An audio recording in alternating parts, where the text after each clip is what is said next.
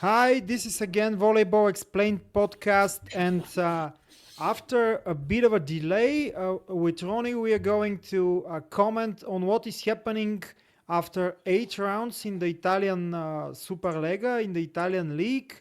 Uh, Actually, what is happening is not that interesting as we would like to be, because Perugia is the leader with 8 wins out of 8 matches. And for a surprise for Ronnie, I would put the first topic in this way. I would leave you actually to choose the first topic for discussion by your choice. Well, I think we can say that from our first podcast. First of all, thank you very much for watching this video. And yes, in advance, I think from the first podcast that we did before the season, I think the season was already started, but only one match. And well, we all know that Perugia will dominate the regular season. Maybe Trentino can do some damage, but beside that, we didn't see any challenge coming from Piacenza, Lube, etc. The middle team tables. I feel that everything is going as planned. Taranto and Grottasolina are the worst team. Maybe we can say that it is a surprise, but not too much, that Monza is currently at 10. One of the disappointments in the first half of the league, of course, this Monza team, which also play in the Champions League, surprisingly. Um, then you have Verona, who have been lost in the three late games. Strange things can happen. And then you have the usual suspect. The good news is that Nikolov is available again for Lube. He recovery fast. I think that he needed a little bit of much time, but the currently situation of LUBE Civitanova required that he was available for playing these four last games, and LUBE has succeeded in three of them. So yeah, everything is like we expected that that should happen. So finally we did something good. Yeah, probably. Predict. But taking into account that Perugia beat Trento as a guest, I think they haven't played with Piacenza so far. I think they No, didn't. no. No, yeah, they didn't play it so far. But um, do you think that there is even a slight possibility for someone to stop Perugia? Not really. I It will take like going into the playoff to see if this Perugia team can beat it by the tide of long season, as they lose seasons before. They always sweep the regular season. They have a good group phase at Champions League. But when it came the semi-final or quarterfinal part of the Champions League, even the semi-final of the league, or even the final, they couldn't handle the pressure and break. You know, um, the main change this season will be that Perugia won't be at the World Cup Championship. That's uh, a minor competition, but FIBB or Volleyball World in this case keep pushing every year that competition, and the main problem with that is the host. everything every year the host change. Europe gave up a long time ago to host this Yeah. tournament, and it's mostly hosted by South American teams and Asia. So you have to travel in the middle of the season to a warmer country, maybe with luck, and you have to play like two meaningful matches, like or three, maybe semifinal, and the final can be a challenge. But after that, it's like an exhibition tournament. So this year Perugia won't have that, so they will focus in winning all, and I believe this is possible. I mean, for me, there isn't a team so far that can challenge in Italy. Trentino try it, but Trentino is still figuring out some things. Labia hasn't been at his best shape possible. Micheletto also. This is understandable. They have a very demanding summer this year with the national team. But yeah, and Perugia have a wide roster. They can, sorry, they can sub Bentara when it's needed. Herrera is a good substitution. They also have Semenyo, for Ole, Ishikawa, three good outside hitters, and the rest is the same. So I think that's the key for this Perugia team coached by Angelo Lorenzetti that has been unbeatable so far in this championship. And I don't think for now there will be a team that can challenge them, at least Yeah. at home. Yeah, and actually we should notice that Perugia beat Trentino as a guest Yes. with their reserve setter, without Simone Gianelli, and actually this is massive. I was I was very hesitant whether Perugia will be able to do that, and honestly, I thought they are going to they were going to lose this match, but they didn't. They won it, and actually they won it two 3-1. 3 3-1. 1 3 1 not 3 2, yeah 3 1, and this is probably uh, that was probably the moment where they declared we are going to win this championship no matter what. And I'm just Well, wondering where and when it, they could actually lose, because uh, that was their toughest match on paper during the regular season. mhm. Visitors in Pala Trento, and I don't know, probably in Piacenza. I don't know. Um, Currently, the situation in Piacenza is like this. Raulande Simon have his uh, chro- um, chronic back problems. He hasn't been playing in the last two matches, and that meaning a low performance of this team. They were unbeatable in six games. The best start so far for this new version of Piacenza. But when Simon got injured, the problem started. They have a very um, not so solid team. If something breaks first, the team will feel that, and that's what happened.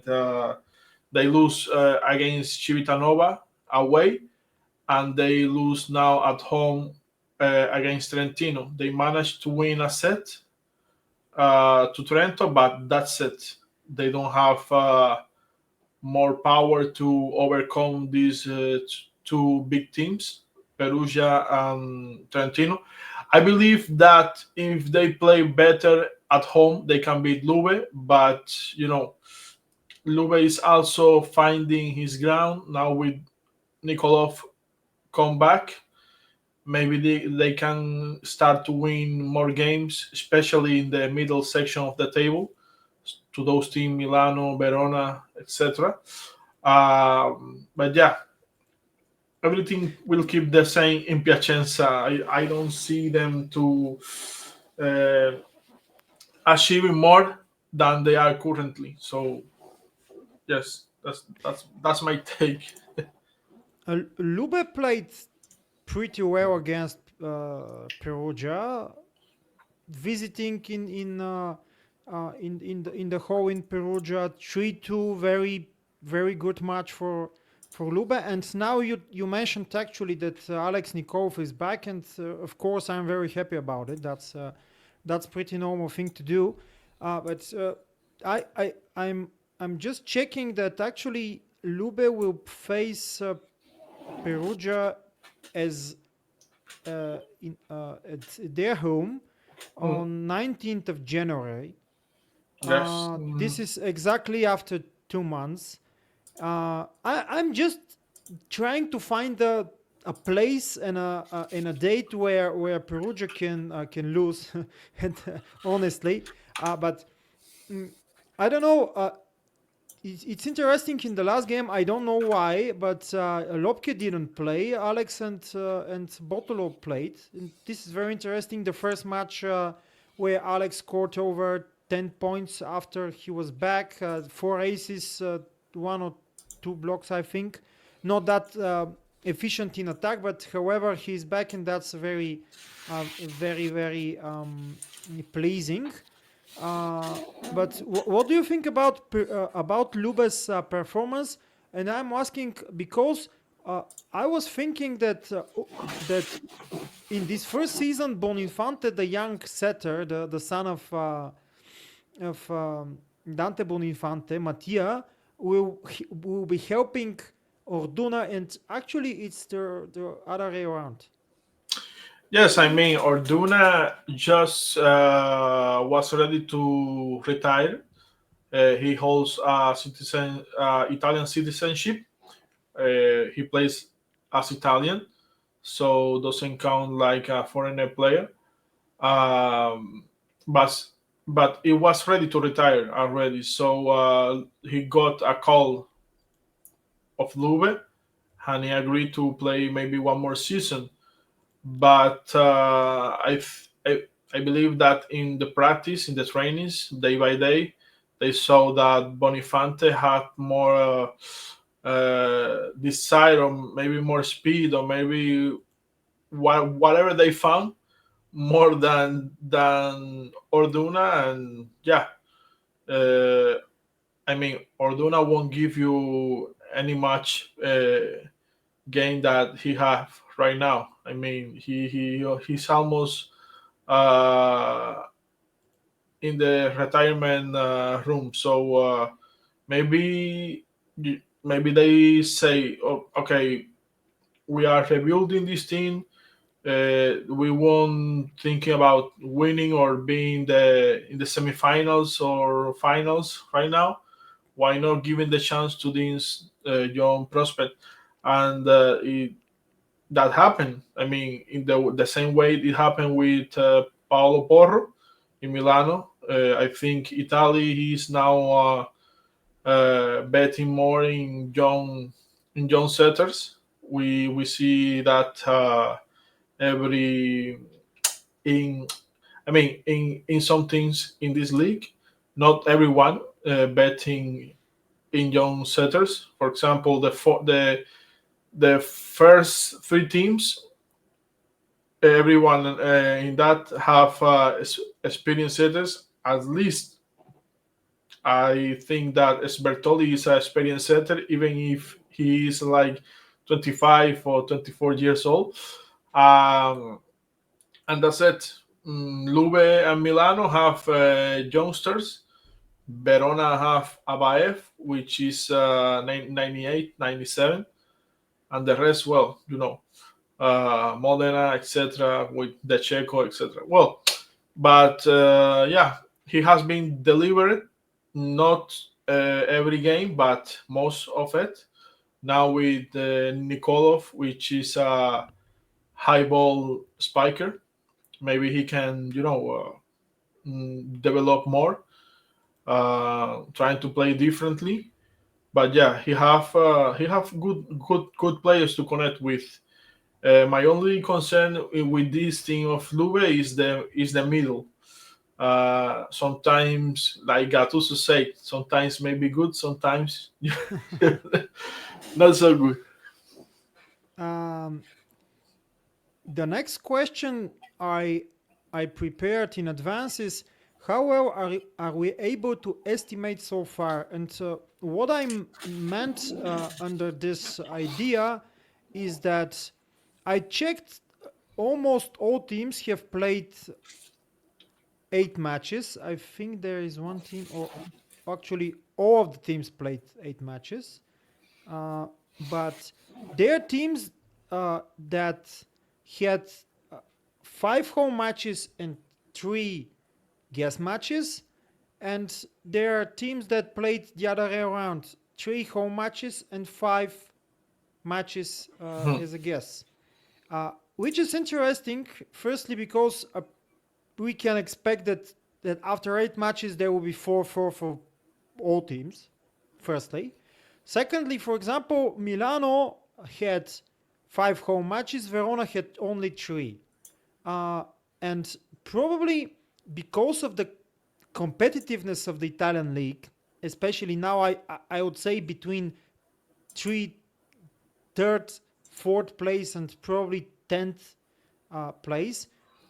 It's very important who is the guest and who is the team that plays home. Do you agree with that idea? For some teams, yeah, especially for example, Lube Civitanova is the best team played at home, They and have one they have sorry to interrupt. They have 8 matches. They had five at home, matches at home, win and five all. wins, 3 matches as a guest, 3 defeats. Yeah, and this is very normal because maybe the first game against Milano, against this team of Milano, could have been differently, but the other games against Verona and Perugia, even when they beat 2 sets to nil Perugia, I knew that Perugia could turn that game, and that happened. Lube couldn't keep the momentum and lose everything by losing the third set. So yeah, but that's the only curious case because everyone else is expected to be. It's okay. It's okay. Maybe that in that particular case with Lube, yes, of course. But with the other teams, I mean, Piacenza keeps playing the same. Milano maybe a little bit worse. Modena plays better at home. The limited roster teams, the teams that are limited by the roster, they tend to play better at home, of course. But when they go abroad, uh, things can happen, Yeah, and yes. Hmm. I think the results as of today are very dependent on the number of home or guest matches, and this is why probably when we reach the end of First, for how is half. it the first half, the andata in Italy, probably then we are going to have a little bit of a better picture of what is actually happening. Probably not the full picture, but for sure a better one. Actually, that means only 3 matches more. Probably that would mean that the teams that played more home matches will have now these 2 of the 3 matches will be guests, and reversely.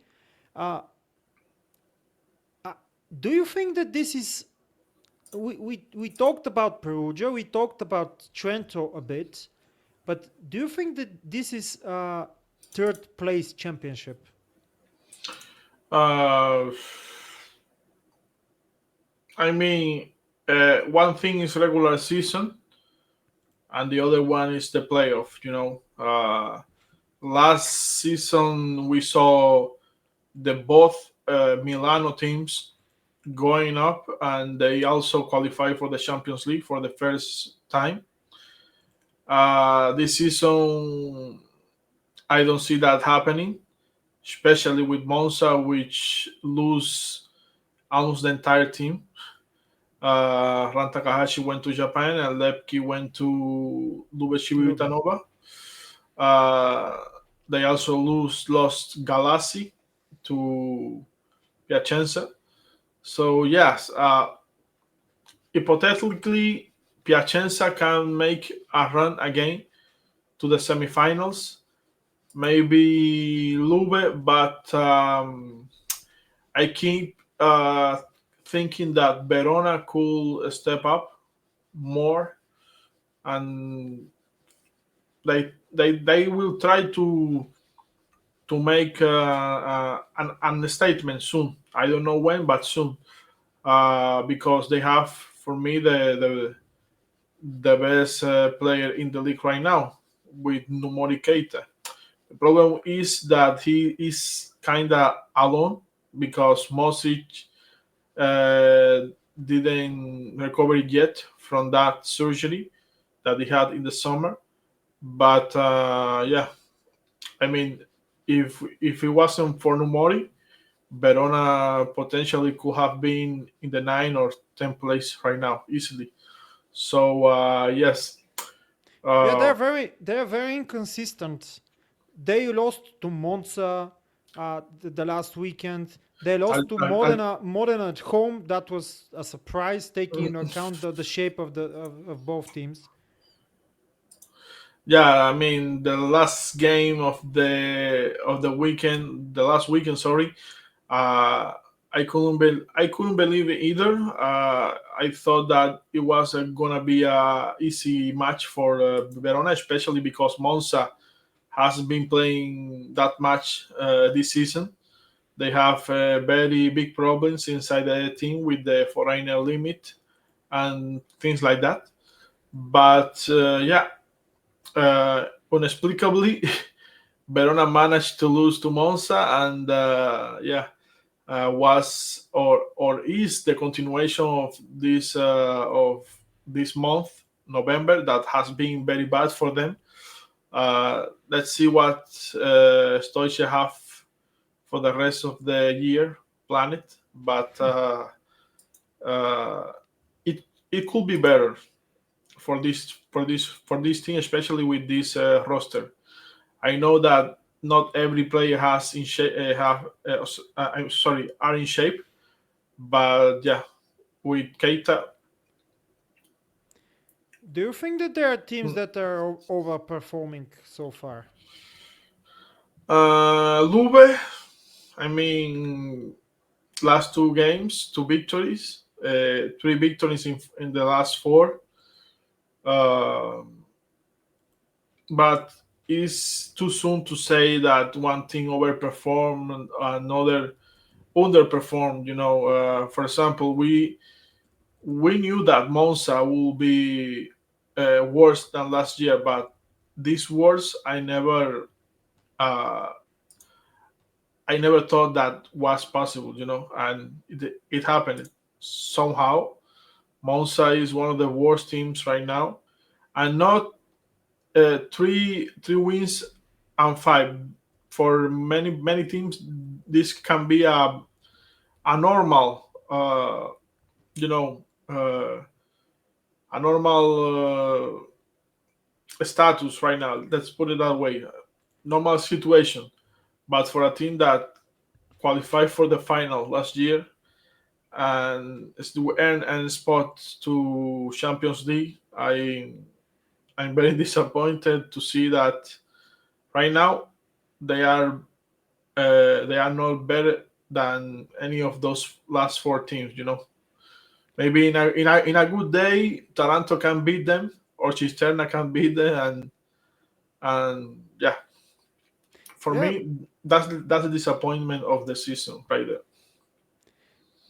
but I was thinking about Cisterna and Padova as surprises, not massive surprises, but let's say um, moderate surprises because they have 3 wins out of 8 matches, and that this, I would say, this is a very, very good achievement for them, taking into account the rosters they have. Yeah, I mean, Padova has been a little bit disappointment, especially at home when they usually tend to win more. I mean, look this season, 4 matches they almost beat Perugia for 5 sets, and Yeah, they almost beat Piacenza 5 sets too. They beat Monza 3-0, and unspeakably, last game they play against Milano, and Milano totally over overpowered them. So 3-0 without answer. I think that they are starting to get a little bit tired to keep that uh, system of play. We all know that Padova is a medium table team, let's say 9 or 10 plays team. But yeah, at home, I would have expect more from them. They won against Grottasolina away and Taranto away, expected wins, and they lose against Cisterna away and LUBE Civitanova. That's an expected lose against Cisterna. Uh, I don't know. Maybe yes, maybe not. Cisterna only have one player. For me, Teo Faul. So uh, I don't know.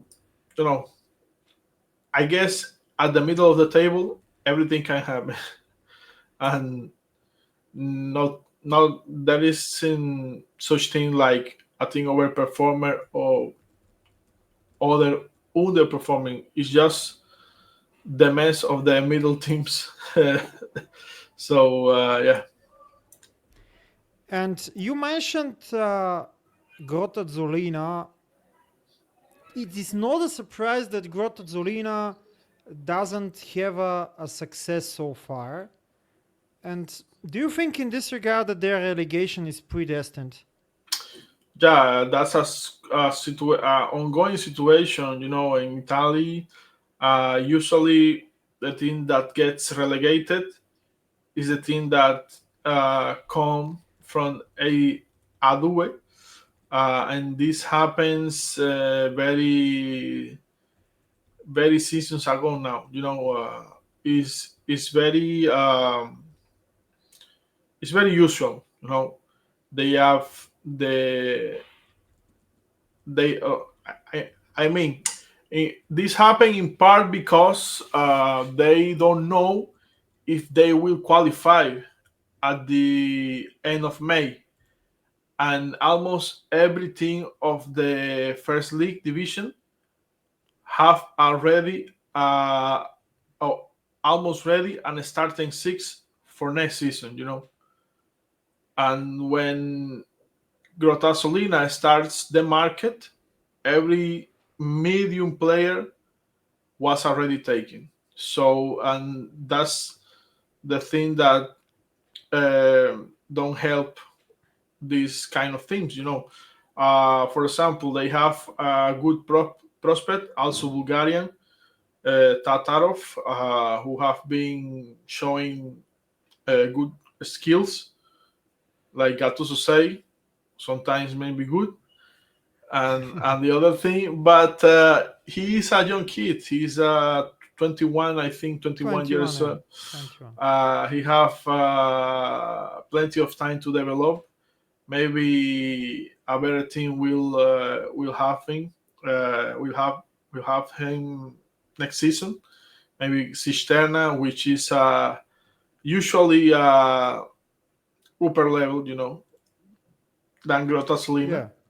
Yeah. But Actually, interesting for him that mm, every season, as of 22, he's going one level, just one level up mm, in terms of a team. In 22-23, he played in a, uh, let's say, average Turkish team. In the next season, last season, he played in a average French team, and now he's playing in a weak Italian team. And the next level should be a average to, let's say, average Italian team. Probably not as a regular starter now, but I'm sure that he's capable of doing that, and that's very positive thing for him, I think. the most important thing for him right now is keep playing. Keep playing, keep developing. Maybe if some of those big teams have an offer to him, you have to be very careful on what or which he will accept, because staying at the bench the entire season can be bad, and even if he knows that at the summers he will be called probably to the national team, he have he must not stay all this professional season at the bench. uh, and yeah, very well management of this really interesting prospect from Grota Solina and from Bulgaria too. Okay, this this episode of the podcast was a little bit shorter than normally, shorter than expected too, but this is probably an indication for what is happening or what is not happening.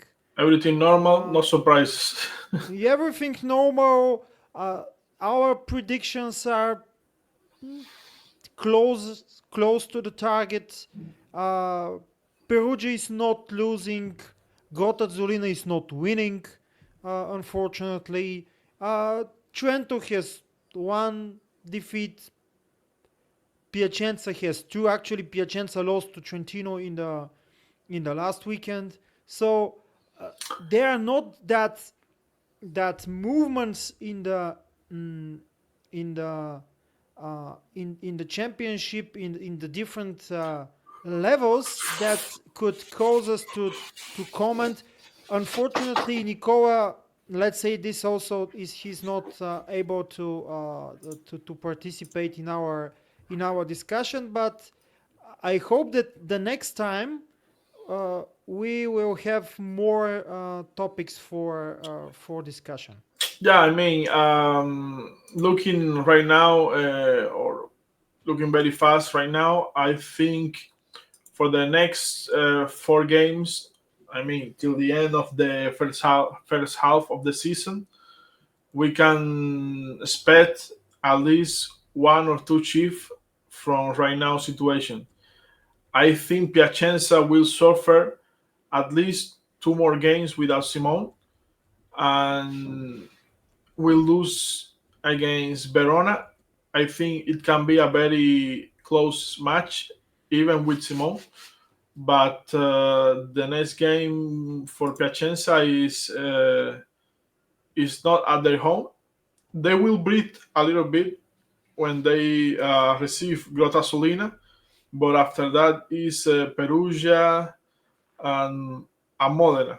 So with Simone not able to perform and too many mistakes, because this is a team that make a lot of mistakes, will be very hard to get some wins of that. Let's see if Milano keep the momentum.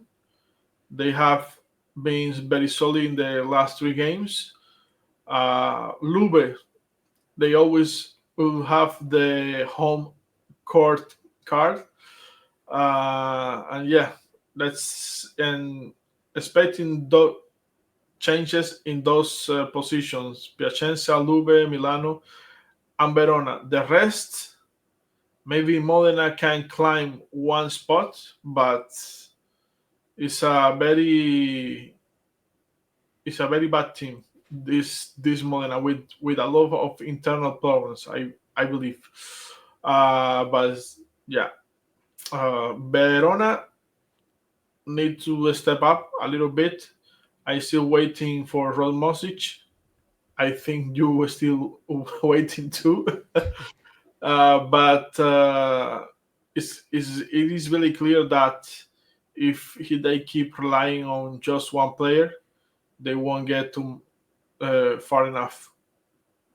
At least Yeah. for a Stoichev desire or conviction that they have to maybe make it into the semifinal this season and finally break that barrier of the quarterfinals.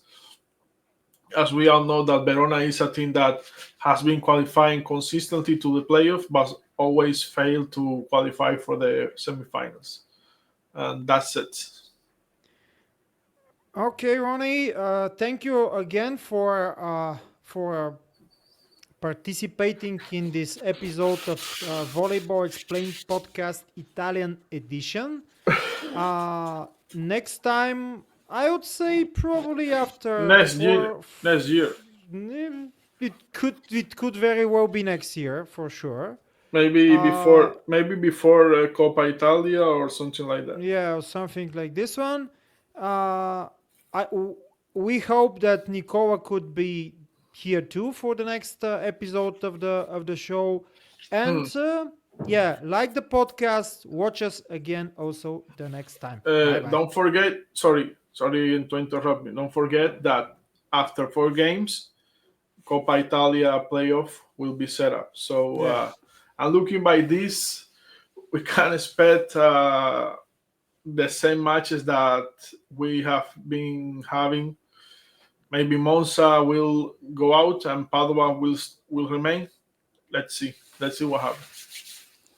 Bye bye. bye Thank bye you very guys. much.